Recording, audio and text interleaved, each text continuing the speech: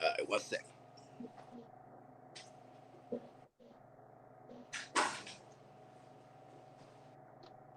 All right. All right. What's good, Bully World? This is Zeb, your host, Bully Talk with Zeb Pitts, man. Today, my special guest, Elquinzie Scott, game Yes, playing sir. Bullies, man. Been breeding champions and grand champions since 2011. Yes, sir. Yes, sir. Hard work, man. Hey, man, I Appreciate you want to, having me on the show. man, appreciate it, man. Tell everybody where you originally from, big dog. So I'm originally from Oakland, California. You know what I'm saying? I got my first bully out of Oakland, California in 2011 and relocated to the Pacific Northwest. Started in Oregon, moved up to Washington State, pretty much halfway in between Seattle and Portland. I want to ask you, big dog, what actually got you into the Bullies? You want the truth? The truth? I mean, I come from the streets, a street background. And originally, I wanted to change my life and deal with a different product. And the dogs was what I felt like would be a product for me to transition and try. Breaking up a little bit.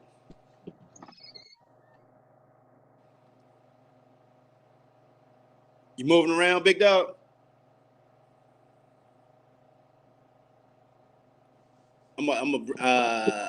Okay, there you go. Hey, we back on. We back on. We Yeah, we good. back. We back. What was the last thing you heard? Last thing, you was explaining how you got into the Bullies, man. Basically, you wanted something different. Yeah, I was getting involved into a bunch of the wrong things or whatnot, and I wanted to change what I was involved in, and I had originally tried to purchase a bully, and the gentleman that was trying to sell me a bully at that time quoted me $8,000 for a bully, and that I came from pit bull world, so that was like unheard of. It was like $8,000. Like, what is you talking about? $8,000 for a dog? So, you know what I mean? When I decided I wanted to change my life, I remembered that. Like, dang, man, that dude's, claimed he was selling dogs for $8,000. Let me look into it. And, for me, the market wasn't $8,000 at the time. I was seeing more so, dogs at $2,500, $4,000. But I still was very interested in the business aspect of it and decided to, buy a dog, make an investment, and see where it's taking. Now, before we actually dive into that, I actually want to go back a little bit because you say you're originally from Oakland, California. Yes, sir. Man, tell everybody about the mentality of people that come from the Bay, and what I mean by that is the entrepreneurial spirit. Spirit. Talk about that. I mean, really, really coming from the Bay, the average person come from nothing. So, you gotta be able to figure out a way to make money somehow, some way.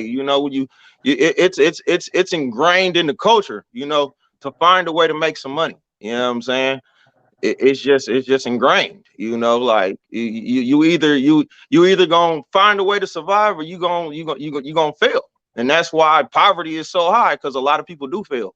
But you know what I'm saying? There's a lot of real hustlers and a lot of motivated, driven entrepreneurs that come up out the Bay just because of the struggle. It's real.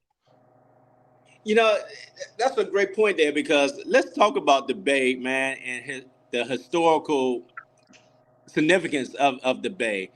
You got that's the home of the Black Panther Party, man. It's Yes, known sir. for Yes, sir. independence. I remember hearing the stories of a lot of the, with the Crips and Bloods couldn't come up that way, man, because of the independence of Oakland. Yes, sir. I mean, and it's still like that today. There's a lot of, what I call black power, people that don't, like the violence, that don't like, the negativity, and, is trying to fight for, better for our people as a whole, being a black man, that is, what I'm saying? Really just, trying to show people that, what I'm saying, the violence has to stop, especially between each other. Hold on 1 second, Victor. What's up, everyone? What's that? What's up? What'd you say? Say, so you say you want to be a breeder. Stop, Say game plan bullies. Triple Oh, Bullies. got the little one with you, big dog. Yeah, yeah. He just mobbed on talking about what's up. Talking about so you say you want to be a breeder Let Bear. me. He be out there helping you with the dogs. all the Wow, time. no, I'm in your house. You want to go to his house? Yeah, he help all the time. He fully hands on, man. He gonna take over. That's what's up, man. Let me ask you, man. What made you move from the Bay Why did you up do the coast a that? little bit? I mean, originally it was my wife. You know, I met my wife down in San Francisco. She's actually was a big part of, you know, the reason why Game Plan Bullies was able to even, you know, become what it is, you know. So I met her down in San Francisco or whatnot, and I still had attachments that, you know, wouldn't allow me to leave the Bay Area. And she decided to, you know, come down there and support everything that I had going on. And when that time came for me to make a move, I told her that I would come back up here to the Northwest because she was originally living in Portland, Oregon. So when I was able to make that move, we went on and came up this way. And, you know, it was one of the best decisions I could have made. Yeah, I was going to ask you about that, man. What was the transition like coming from Oakland, then going up to Washington, man? Was it a cultural I'm cultural change. I mean, just, you know, I had to refigure it out all over again. You know, I wasn't at home no more. You know what I mean? I was completely out of bounds and nothing was the same. You know, none of the type of hustles I could figure out a way to make some quick dollars or nothing. You know, it was literally, you know, figuring everything out, you know, how to survive and how to make things work, you know. And again, luckily, you know, I had a good woman by my side to, you know, carry some of the weight at the time. But, you know, it was a serious transition. But, you know, I ended up really just dedicating myself and my life to these dogs. And that's what really allowed me to get to where I am today, for real. You know, speaking on that, man, just going back and thinking about the bullies in your life at that time. What was the deciding factor, and how old were you at the time when you decided that you wanted to change your life and go in a different direction? Well, in general, period, the deciding factor was when I went to prison. I went to prison for 3 years. So when I came home from prison, I was still, you know, stuck and ingrained in my culture, my lifestyle, you know what I'm saying, with my boys, my family, you know what I mean? But, you know, I knew that I wasn't trying to just, you know, stay stagnant in the hood. So I kept on, you know, pursuing and trying to figure out a way to make it out. And like I said, when it all boiled down to it, the dogs was my key because I had to put time into the dogs. And by putting time into the dogs, mean I ain't got time to rip and run the streets and be in the way is what I call it. You know, when you're ripping and running the streets, whether you're making money or, you know, you just hanging with your boys, 9 times out of 10, you in the way. So, you know, when I started being too busy for my boys and being with my dogs, that allowed me to be able to transition and make better decisions for myself. You know what I mean? To move forward. You know, speaking on that, like you said, with the transition of going over into the dogs and into that world, you know you had the situation where you start caring for animals. What was that process like for you, man? Just to really What? get. Did you have dogs prior to getting into the bullies? Yeah, I've been in the dogs all my life. I always had pit bulls, you know, I mean, but originally from there, you know, obviously I wasn't making the best decisions with my dogs at that time. So, you know, I just kind of, you know, just had that, you know, what I call that ratchet upbringing, you feel me? So, you know, I was dealing with pit bulls, but I always, you know, loved animals. Growing up, I was the, you know, one talking about I'm gonna be a veterinarian, you know. I had snakes and lizards and all types of different little animals and creatures, you know, from day one. What was the point where it went from I'm making money with the bullies to I want a grand champion and champion them out? Speak on That that. so that was my goal day one. So, you know, I started right here with this dog right here, Champion Lady Vicious. So that was my first bully. And then this is What's the blood behind her? What's the blood behind her? okay. So she was produced by a dude named Eli Cordova out of California. In my blood bullies, he had a dog named D Boy. D Boy is off of Dax. So when I first jumped in, I was very influenced by Dax line. Like that's, you know, Dax was my, like that's what I wanted. I wanted a dog that looked like it was on steroids. You know what I mean? Like I was infatuated with Dax line. That's what originally brought me into the bully world. was I wanted that pit bull that looked like it's on steroids, you know. I ain't know it was a bully, you know. I just wanted them big head, big muscle dogs. So I met so when I came home from prison, I actually bought a backyard bred pit bull that led me to a vet to do his crop. And when I was sitting there getting the crop done, Eli came in with a puppy, which was at the time a dog named Hefty. And I fell in love right then on the spot. I tried my best to buy Hefty from him. And he like, nah, he wasn't gonna sell me Hefty. So then he was like, I'm like, well, you got a puppy? He's like, no, I ain't got no puppy. I'm like, bro, you just told me you a breeder. Like, you gotta have a puppy. Like, what's up? Like, man, just let me in, please. Like, that's what I want. So he like, you know what? I'm like, matter of fact, if you let me in, you teach me. I'm like, I leave me. I'm like, I'll put you on the map. I'm ready to work. Just let me in. So he like, all right, you know what? I got my first pick female. I want this amount of dollars for the dog. If you want her, cash me out right now and I'll go get her. Mind you, I never seen the dog. I didn't know what the dog looked like. Oh, wow. You was doing this off the blind? Off the blind. I want it in. Never seen what the dog looked like. I cashed him out. He tells me, come back to this parking lot. Well, I asked the vet, I say, is this dude reputable? The vet say, man, he come here all the time. You know, he got puppies. I said, all right, cool, fine by me. I mean, I'm looking at the dog he got in his hand, and Hefty was a hog. You feel me? He was a hog. So like, I just trusted from seeing that dog. Now, knowing what I know today, was that a risky decision? Yeah, that was risky. You know, that was risky to the utmost, but it was my blessing. So I gave that man the money, went back and met him. And now when he gave me this dog, mind you, she was a thick little puppy, but her eyes were all bulging out. Like, she looked it crazy, you know what I mean? And I'm like looking at her like, damn, this is what they supposed to look like.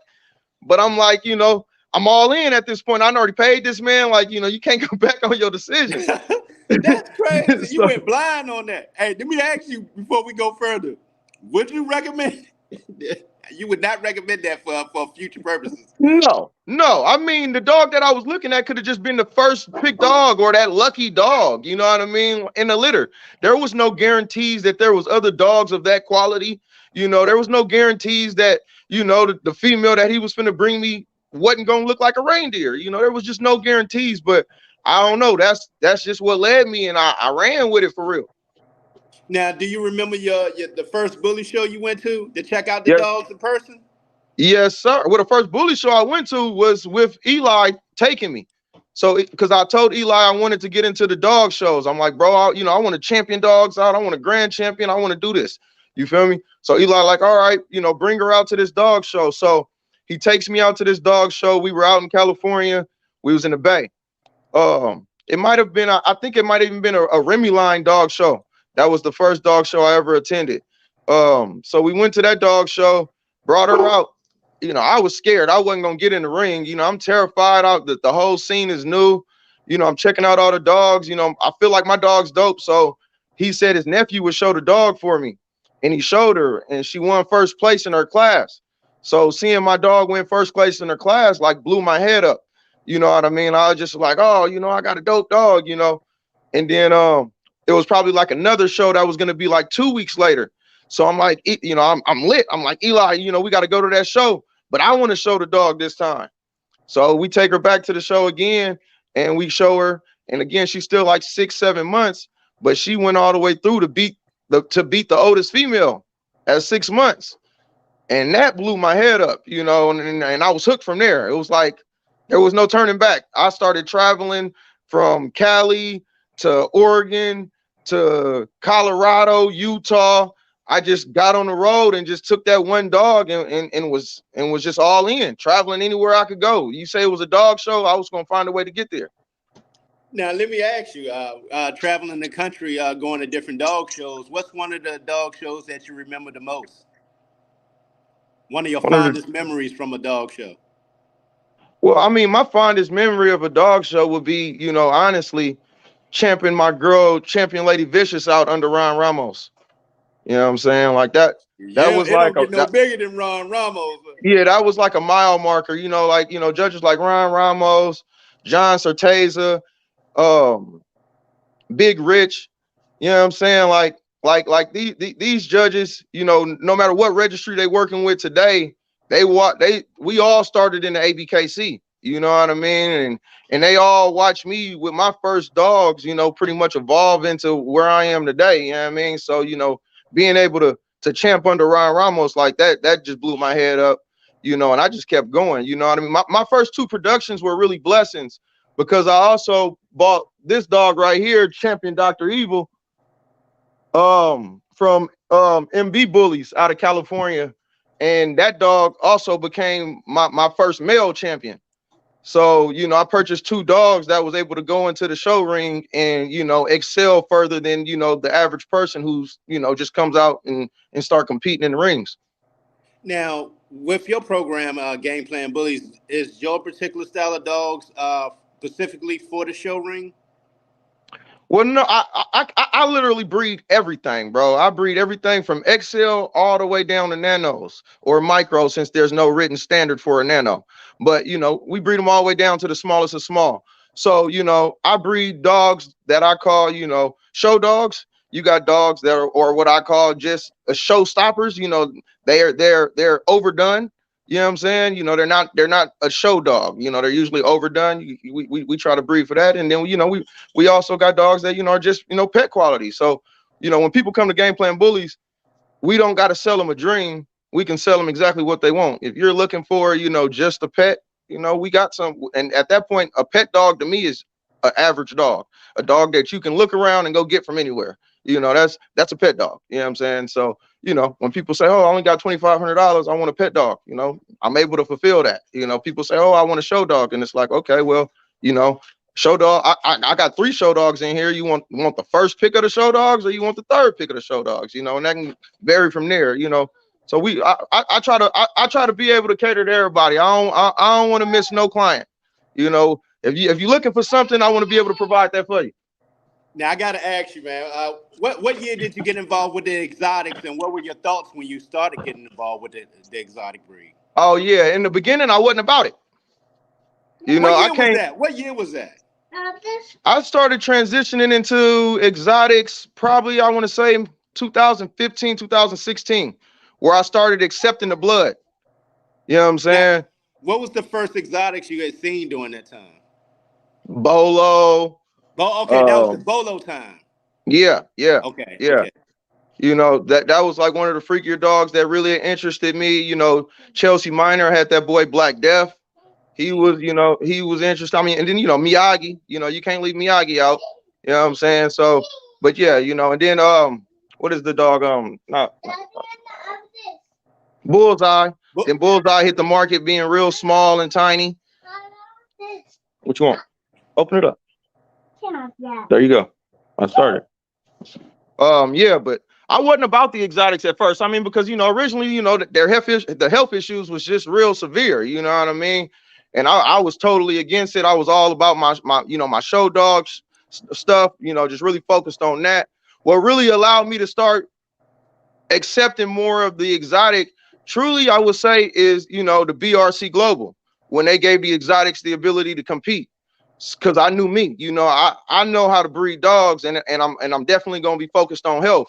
So that's when I took some of my healthiest show dogs and started transitioning them with more, breeding them to more overdone, freakier dogs to get exotic dogs. I didn't just go and buy people's, you know, hybrids. You know what I'm saying? I went and, you know, took certain looks, but bred it to some of my best show stock to be able to excel and produce the looks from there. now, what was the results when you started breeding exotics? What were some of the things that you noticed and didn't that you liked and didn't like? Um, Overall, you know, what I didn't like was more so the rears. You know what I'm saying? The hips. You know that, you know, when you started going exotic from that, you know, you kind of started seeing more, you know, stiff stifles, you know what I'm saying, more cow hawkness, you know, so I really didn't care for that, but I understood that I had to start somewhere and, you know, continue from there. Okay, I got to ask you about that, right? Like you said, the weak rear, because what you see so much with exotics, you know, with the table stack and everything is focused on the fronts. Yeah, Damn, when you they be doing the splits in the back. You know what I'm saying? Like yeah, you that's know, how do you get a good rear on the exotic? Have you had you good can't results? you can't be kennel blind. You can't be kennel blind. You got yeah. Have I had good results? I can show you a dope exotic right now. Like you can't be kennel blind, and you really gotta you gotta accept that flaws come into the dog. But you Now know, to get that rear, did you go to a bully say that again. to get that rear in the back? Did you go to a correct bully? Yeah, you're gonna have to play with a correct bully. And see, that's the problem. A lot of them don't want to do that. You got to. You got to. But see, that's the problem is in the exotic community, their goal driven is by being overdone. So when you think of, oh, I'm just chasing showstopper dog, showstopper dog, showstopper dog, showstopper dog, eventually you're gonna back yourself into a corner you can't get out of. And the only way to not do it is to be real with yourself and understand that you gotta go to something clean no matter what. You know what I'm saying? What you gotta do is you gotta trust that your freaky ass stud can still stamp his shit on that cleaner dog. And if you don't trust that, then you need to be looking at why your dog can't consistently throw his look. But you know, again, a lot of people, they don't care about pedigrees, they don't care about bloodlines and having a consistency. You know, if a person can have 8 puppies and only 3 of them hitters, they be satisfied. Whereas a breeder like me, I want the whole litter to look consistent. I want every Exactly. puppy. I People want are every getting away puppy from start to from finish. consistency. You 100% on that because people are getting away from a whole litter being consistent. They rather have 1, 2 hitters and say, That's "Bam, I it. had a fire litter. I had a fire litter." But what Yeah, no, about I the rest want. of the puppies that were in the litter that had the messed up legs, the bowed out, or cleft palate? I mean, come on, man. So you know, I mean, you know, the sad thing is right now in the bully world, it's driven by money. You feel me? And money come from everywhere. You know, so you get you bring in, you know, a lot of bad habits. You know what I'm saying? Where, you know, people don't care about nothing but the money. So that's why you've seen a lot more of these dogs that can't even stand up. You know, their legs look like they broken, and you know what I mean. If they take one step, they falling on their shoulders. Like, you know, it's a dog. How is that even possible? You know what I'm saying? I don't get it, man. I don't really don't, man. I'm like, dang, man. The dog is might as well say basically in a wheelchair with them red wagons, man. That's a red wagon wheelchair. Dogs Yeah. should be able to get out and move, man. And I don't understand it. I don't understand it.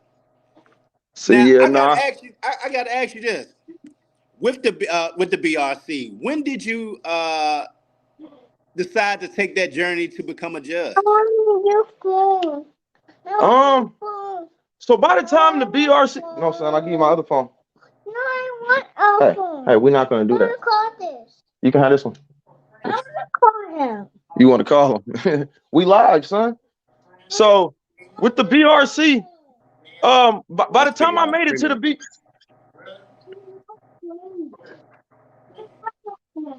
My bad. so, so by the time I made it to the BRC, I was already, you know, real established in the show scene.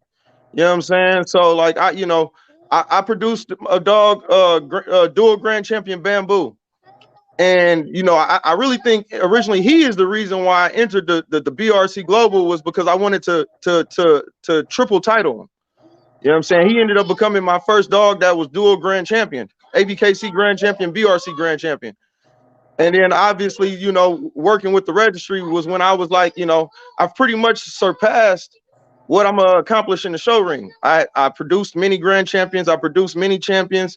Other people's used my blood. I had dogs that went to national and won, or my blood just went to nationals and won. And you know, it just we was in the top 10 standings. It was like, what else can I do? You know, I mean, yeah, I could push and have a #1 dog, of which, you know, I had a #1 dog on the West Coast, but not necessarily the nation. Hey, you can't have this. I want this. Well, you can't have this. You want another animal? No, Well, then you gonna sit there and chill. I want this. So you know, I pretty much, you know, contacted Kev like, you know, what's up? You know, I want to be a judge. And he was, you know, he seen my work, and you know, noticed that I was well knowledgeable about several different breeds. So he gave me an opportunity, and I took that journey as being a judge. Did it for about 2 years, but you know, in the end, I liked it to be I like to be on the side of getting these awards rather than giving them. That's a great point. I was going to ask you that, man. Was it to a point where You gotta stop. Go ahead. I was going to ask you, man? Was it to a point where you were missing showing your dog in the ring, Yeah, and the because adrenaline you was? but because at heart I'm a breeder. I mean, I got one of the biggest yards here in the Northwest. You know, I got about 50, 60 dogs here on the property right now. You know what I mean? So, you know, to not be able to compete with my stock the way that I compete, like I can have my friends and my kennel partners compete, but it's different when it's me. You know what I mean? Now let me ask you, how close have you come to that best in show with your production, man? How far up the chain did you make it?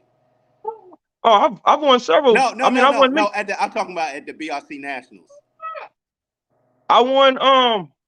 My boy Grand Champion Cash Out. We just went to BRC Nationals in Chicago, and we won best exotic That's what's nationals up. winner.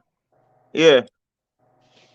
What was And that feeling like? we wasn't even anticipating going out there. We literally last minute bought a flight, flew out there, got straight off the flight, went straight to the show. The first two shows, it was a complete bust. We didn't win nothing, but we kept pushing. And in that third show, we ended up winning, which put us in the finals to see who was gonna win the best overall exotic. And my boy took it. So, you know, I say that to say, you know, don't never give up. Don't never get mad and get in your feelings and say, oh, it's favoritism. Because guess what? There's always a different opinion between judges. So, you know, there was 3 different judges, you know, and I didn't get mad. I didn't get upset. You know, I kept on pushing. And that last judge is what made it to where I can win everything in the end. Now I got to ask you, I see you on the road a lot, man. What's the relationship like with you and Banners Gomez? Oh, that's my brother. Yeah, That's my brother. I figured that. I figured you know, Banners Gomez, you know what I'm saying? You know, to be honest, he single-handedly pushed and motivated the nationwide tour. You know what I'm saying? I tore up the West Coast, you know, going into the Central. And that was all because I was willing to drive, you know. So I didn't have no ambition to really get to the East Coast or, you know, to go to Chicago. You know, Banners woke me up and was like, bro, we getting on these flights. We finna go here, we finna go there. And then I watched him go to, you know, shit, damn near 25 different states or something like that. And, you know, some of them I went with him, but it was for sure him by himself that pushed that and motivated that. And now we travel all over the nation regular. It's nothing to us. You know, with that being said, just traveling all over, man. Have y'all two ever decide to come together to throw a show, maybe out in your way or maybe in Vegas? I mean, right now, Banners is it's an interest of Banners. For me, you know, being one of the top show breeders in the Northwest on the West Coast, I got a big target on my back. So, you know, there's a lot of people who get a sour taste in their mouth about me. So I throwing the show don't really interest me. You know what I mean? I rather, you know, play the back scenes and help other people, you know, in that aspect. Because it's just, you know, people stay hating in this bully world, and it's sad because we should really be able to come together and do it. It's enough money for everybody. Hey, I'm not gonna keep talking to you. Now knock it off, son. I'm almost done. Let me ask you, why you think that is? Is it because of the money factor? What I mean by with the hate and everything. I don't think it's because of the money. Like that in the bully world, I think. I don't think it's because of the money. It's people, you know, naturally as humans, everybody want to be successful. So if you working and you ain't gaining success the way you feel like you should gain success, but you watching other people gain success, no matter, like I've literally had people who I thought was my biggest supporters eventually become some of my biggest haters. And it's always over envy. You know what I'm saying? Envy. That envy. Envy, people will sit there and watch your life and be mad that they can't figure out how to live your life. You know what I'm saying? But what they don't realize is all the sacrifices and everything else going on behind closed doors that it takes to live your life. You feel me? But you know, when people make it look easy, and you know, social media, 90% of the time we only promote our wins. We ain't talking about our losses. You know what I mean? Like, you know, we only promoting our wins. So people think that, oh, you know, why he can win like that, why he can win like that. But the question is how many losses did I take to get to that? You know what I mean? And usually for most people that's winning, they took a lot of losses before they got to that win. They just kept on working. That's 100 on that, man. Man, Knock it off, boy. all good. Yeah, we good. What'd you say? Oh, no. Now, just thinking back, um, with the whole bully scene in general, like you were saying earlier, being out there on the West Coast, have you ever had the chance to like go down south or to big East Coast shows or Texas shows to show your bullies? I haven't. So right now I got a booth at Rumble in the Jungle. You know, we're gonna be out there supporting June Williams. So y'all know what time it is. That's gonna be one of the biggest shows, biggest platforms to get out to. Definitely gonna be in the house there. And I just been kind of, you know, keeping my eyes open for other shows that I want to, you know, really invest my time into. But you know, this year right now, you know, I've been blessed to just get approved for my house and get ready to build my house. So I kind of really just been making that my focus until, you know what I'm saying, that's really handled. Then I can put some energy into really traveling again and really, you know, being out there heavy. Now, I want to go back to something because one of the things that you talked about is sacrifice and grinding. And a lot of people see the success, but don't see what you go through to get to the success, man. Talk about some of the things that you went through, some of the toughest things that you went through in your life and how you overcame it. Just to help those out there who are going through things like that, man, who might be struggling, who might be depressed, who might be having struggles, man, that no matter what, keep fighting and you can do it. You know, like I said, man, I started in Oakland. When I was in Oakland, I still was on parole, you know, going through, you know, my parole checks. I still was in the streets. You know, I hadn't really left the streets alone. So, you know, I was dealing with whatever I was dealing with in the streets, you know. But yeah, I mean, I just had to keep on pushing. So, you know, even when I moved to the Northwest and got out of my natural stresses and struggles, I moved into a harder struggle because I had to figure out how to make money all over again, and you know how I was going to provide for the growing business that I was trying to grow into. So that was a struggle. You know, I jumped into a situation where I was trying to purchase a property, and you know, right in the end of, you know, being able to finalize on the agreement, life got hard for me. So I ended up losing that property, you know what I mean, and had to start over. You know, I had to turn around and live with an amazing couple that was able to help me for a little while, which actually, you know, transitioned me into where I'm at now. Is, you know, I had to go live with a couple, and you know, they went through some health issues, so my living situation had to kind of drastically transition. And you know, at that point in time, I probably had about 18 dogs, and understood that I wouldn't be able to you know, rent another house, or you know, I had to figure out my way from there. And my next journey was purchasing the 5 acres that we got now. So I purchased the 5 acres, but it was just raw land and no power. So I had to live off of a generator. You know, I didn't even have a house. I lived in my shop with my dogs in the beginning. Um, lived in the shop with my dogs in the beginning, and then I got hit with another burden. You know, when I first bought my property, I got hit with parvo. So Damn. I had a bunch of, you know, I just spent all my money to invest into the 5 acres. And then now I got every dog that I own between, you know, a young puppy or 1 years old that has now have parvo. Now, all these dogs were vaccinated with those Spectra 5-way, 7-way, you know, 10-way. And I will never use those again. Now I single vaccinate my dogs for what I'm going to vaccinate for, and I only use Neopar vaccine for parvo. It's the only vaccine that I trust. Um, but back, you know, I had 50, I had a bunch of dogs that were sick with parvo, and then we saved every single one of them. You know, and truth be told, it was because of that green cure. You know, I know y'all done seen that green stuff. I That seen stuff that. work. That stuff do work. But the thing is this, is parvo is preventable. You know what I'm saying? You really should never have to use the green stuff. It's called vaccinate your dogs, Neopar. You know what I'm saying? Neopar is the truth, you know. That will stop you from ever seeing parvo. But if you slip up and you don't do it right, that green stuff work. But back to what I was saying is, I was living in my shop, taking care of all these dogs with parvo, sleeping on a blow up, air mattress, and then eventually I was able to stack up some more money, bought myself a travel trailer, been living in my travel trailer. In the midst of doing all that, I was probably living off of a generator for like 6 months, and then I installed my electricity underground. I had to, while I was in prison, I took time to learn carpentry, which learned me the basics of electricity. So I was able to use that knowledge, you know what I'm saying, to further my growth here. And I installed all my power, got it approved by LNI. So then we got running power and got the well dug in. So we had running water.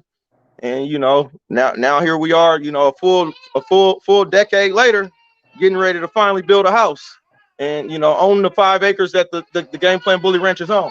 Hey, I need you to stop faking and knock it off. You want to go outside? You need to knock it off, all right? Well, come here. Yeah. So it's definitely been a hard journey. Nothing came easy. I got to ask you about this. Going through this and the things you were going through during that time, talk about the importance of a good woman. Oh man, I mean, a good woman is gonna help keep you motivated. As a man who can have a temper, who who doesn't mind going head on with anyone, you can be ready to make a lot of dumb decisions, especially in this dog world, because people gonna rub you the wrong way. And having a good woman, she always, pull my coattail. Hey, is this worth it? Realize what you got at risk. Realize what you got at hand.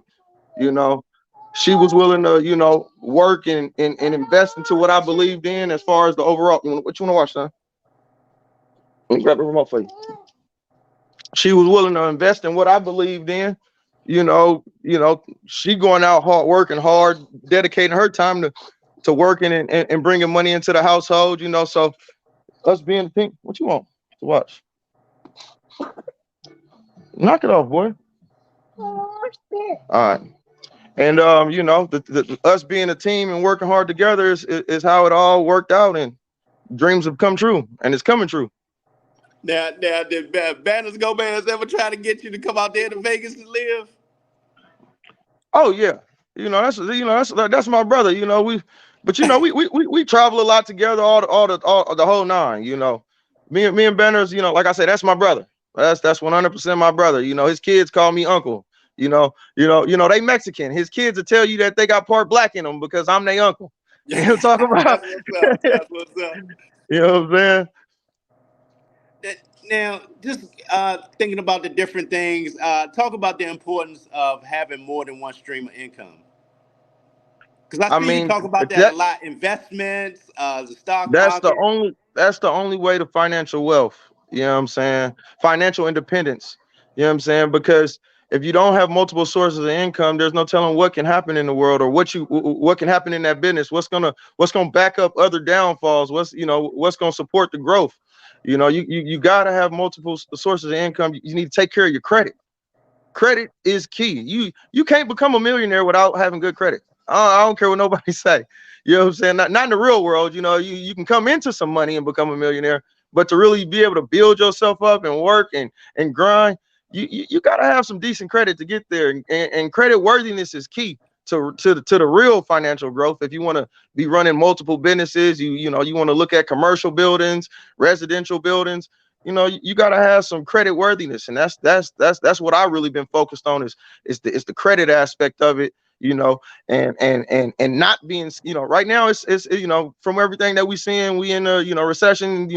It's scary with the banks, but at the same time you got to trust these banks, because that's how you get viewed to be able to get bigger loans and which opens up doors if you're doing the right thing. Now, if you just spending your money and don't got good the ability to really manage your money, then that's a way serious thing. Before you can be focused on anything else is knowing how to manage your money. A lot of people don't realize that the fundamental is understanding that you shouldn't be spending more money in a week than you can make in a week. You shouldn't be spending more money in a month than you can make in a month, and that's including all your bills, et cetera, et cetera. So a lot of people live outside of their means. That is facts. I got to ask you though, what's your thoughts on what's going on with that Bitcoin and Ethereum situation right now? I'm still kicking myself in the butt for not having an open mind for it. You know, I'm from the West Coast. Bitcoin been in my face. You know, Tesla been in my face. You know, I remember when Tesla didn't even have a car. You know what I'm talking about? I used to walk past their office and talk with the salespeople all the time. They didn't even have a vehicle yet. This was all digital. And I could have invested in the stock a long time ago, you know, and been financially wealthy. But I didn't trust the system. I didn't trust, you know, I mean, you know, excuse my ignorance when I say it, but you know, I didn't trust the white privilege. You know what I'm saying? The things I didn't understand. You know what I mean? The things that I didn't, you know, that just didn't make sense to me. Didn't understand it, you know, and I kicked myself in the butt. Even with Bitcoin, I had the ability to jump in that, you know, where I was selling dogs. People wanted to pay me with Bitcoins. And I looked at them like I looked at them like that was crazy. Bitcoin? I can't touch a Bitcoin. What the fuck am I gonna do with a Bitcoin? That's crazy that you just said that. Hey, shout out to Nikos Brown, Muscle Merles. He was the person that knew who was taking Bitcoin on dogs at the time back in the day. I was like, damn. I was like, what? You taking Bitcoin? He said, yeah, I'm taking that Bitcoin. Shout out Man, to I wish I would have talked to Nico. him. I wish I would have talked to him back in the day, man. I He mean, you told me know, about it back in the day. I didn't listen. I'm man, messed I up bet you like you. kicking yourself in the butt. You'd be a I am. fat millionaire right now. I am, man. He Man. told me. I just didn't know nothing about it. So, you know, I say that to say, man, we can't be scared of ways to make money that we don't understand. Sometimes you might just need to invest a little bit of money, just a little bit, you know, see what happens. Because even if I would have invested a little bit, I'd be up a few $100,000. You know what I'm saying? You know, that's life-changing money for some people. But Fact. we got to open our minds up to the changing world. Everything is changing. I mean, think about it. People making money off of digital pictures. You know what I'm saying? Like, I can't get over that digital property. you know what I'm saying? Living in the meta world. Like, they selling property, bro. Like, this is property that ain't nobody gonna ever touch. They ain't Man, never seen it. I be tripping off that stuff, man. I don't get it. But it's working for people. People are getting money. You know what I'm saying? Like they surviving and thriving and it's working. We can't be ignorant to this stuff. The world is changing. It ain't about greenbacks no more. You know, this little crap right here is going to be obsolete. These little blue strips that they keep rapping about, blue strips, man, that mess, it ain't gonna mean nothing in a minute. It Ain't already gonna mean the nothing in a value minute. already dropped. Hey, what they was talking about, Russia don't even want the dollar no more. A lot of them don't want the dollar, man. So, you Everybody know, they mess with that gold, backed by that gold. part, That part. you know. So, you Yeah. know, we got to understand the world changing and open our minds up to it. That's like even with the dog business. I mean, think about it. There's always been breeders for forever. You know, people ain't just now making these millions of dollars by getting lucky and having that dog that everybody wants. It's been happening, y'all. With the poodles, with the Dobermans, with the Rottweilers. Like, it ain't what you do, it's how you do it. And you got it, but you got to be stand up. Can't be Yeah. producing dogs that's dying and having health issues, you know. And if you do happen to produce a dog that has unforeseen health issues, stand behind your product. Stop robbing people, trying to act like it ain't nothing you can do for them. It is something you can do for them. Replace that damn dog. You know what I mean? They didn't buy a That dog that part. had heart issues. You know what I'm saying? But you Let know me the ask you, greed. does game plan bullies have blood overseas outside the US? No, not over outside the US. Yeah, we got blood in Canada. What We was got that blood in like, man, Canada. to get that call, man, that your Yeah, blood but going outside the country, man? yeah, we ain't made that move yet. You know what I'm saying? We've purchased dogs out the country. You know what I mean?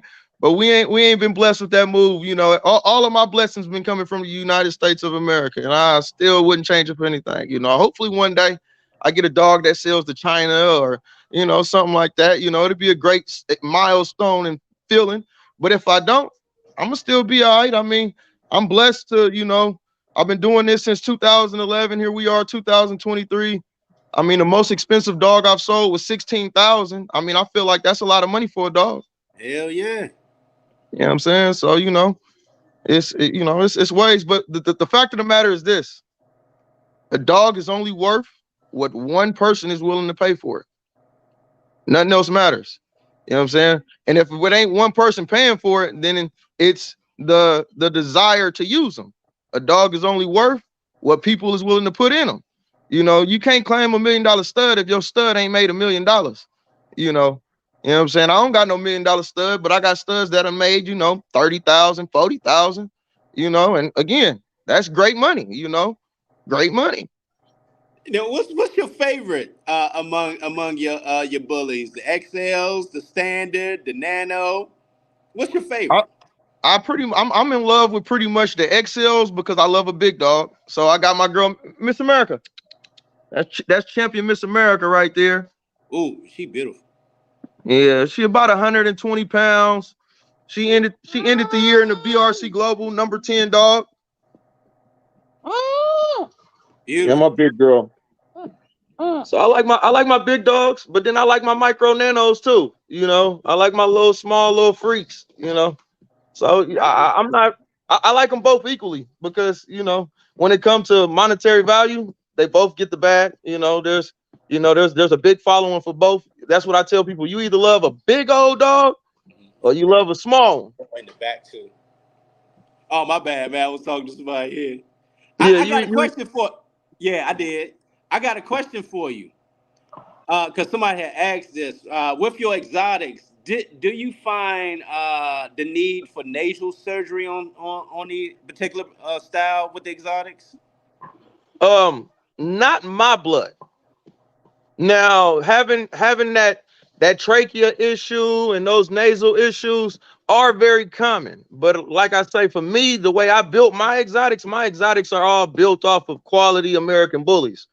Like, you know what I'm saying? So those breathing issues I haven't per se experienced outside of a dog that I produced once back in like 2017 who had like congestive heart failure. Like the dog took off running up my yard one day trying to bark at a FedEx man, and by the time he made it back, he passed away and died. Like literally just dropped dead in front of me. But other than that, I haven't had any issues of that in my yard per se. Okay, okay. That's what's up, man. I want to say, man, I truly, truly appreciate you, man, coming on today. It's been a while. We was going back and forth, but I was looking and seeing the things you were doing, and I really wanted the people to see what game plan Bullies is doing and recognize what you're doing and seeing the things that you're doing for the breed.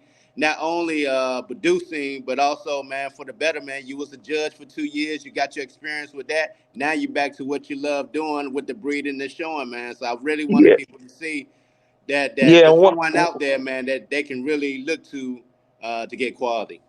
yeah. I offer mentorship. I mean, one of my striving goals right now to take my kennel to the next level as far as giving back to the community is not this summer, but by next summer, I plan to start a troubled youth program where I'm gonna have troubled youth kids come out and work with the dogs, and I'm gonna get them into the shows. We're gonna have a van that's gonna get these kids out and about. You know what I'm saying? Get them really involved into doing something, learning, educating them on it, teaching them the entrepreneurship side of it, and trying to motivate it in the end. You feel me? It sounds like, man, you need to start a game plan Bullies 501c, man. That's what I'm finna work on. That's what I I'm hope working on. I hope it coming to fruition, man, because that sounds like a great program that's going to help kids, man, and really grow, man. I can see you doing big things with that, for real. For sure. Appreciate that. And man, once again, man, I truly, truly appreciate your time coming on today to talk about game plan Bullies and the things you got going on. Shout out to your brother, Gomez Banner out there in Vegas, man. But I really appreciate it, big dog. Oh man. Come on, Any last let's shout go. You outs? say? Any last shout outs for anybody, man, before we wrap it up? Yeah, yeah. First off, man. So you say you want to be a breeder, man. I really appreciate you having me on, man. Shout out to the whole game plan family, Banners, Gomez, Nikita. You know what I mean? My fam Cedar and Cy out there. the whole game plan family. Y'all gonna see a lot coming from us. I hope to get all y'all support. Shout out to the whole Northwest. Everybody putting on top secret bullies. You know what I'm saying? Thorn City bullies. You know, we out here working. You know, check us out in this Northwest, man. Just don't sleep on us because we out here, we working and we producing top quality dogs. And also, if they put in Game Plan Bullies, they can go to your website also as well. Yes, sir. GamePlanBullies.com. That's what's up, man. Truly appreciate it again. All right, man. Quincy Scott, Game Plan Bullies with the Say something fam you and say you didn't want to be a everybody. breeder. No. You being a putt putt. All right, man. Appreciate it, Appreciate big you. dog. All right. All right, we out.